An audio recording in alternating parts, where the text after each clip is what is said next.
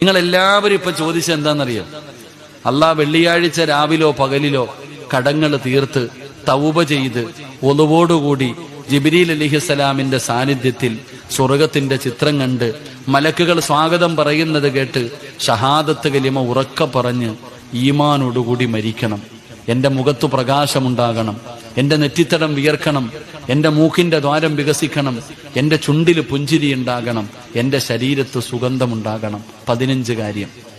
ഈ 15 കാര്യം ഒരു മനുഷ്യന് ലഭിക്കുമ്പോഴാ അതിനാ നല്ല മരണമെന്ന് പറയുന്നത്. ഞാൻ ചോദിക്കട്ടെ, നീ എന്ത് നന്മ ചെയ്തു വെച്ചിട്ടാ അള്ളാഹിനോട് നല്ല മരണം ചോദിച്ചത്? ഇരിക്കണ ഓരോ മനുഷ്യനും ചിന്തിക്കടോ, എന്ത് നന്മയാ നിങ്ങളുടെ ജീവിതത്തിൽ ചെയ്തത്? നിസ്കാരമോ?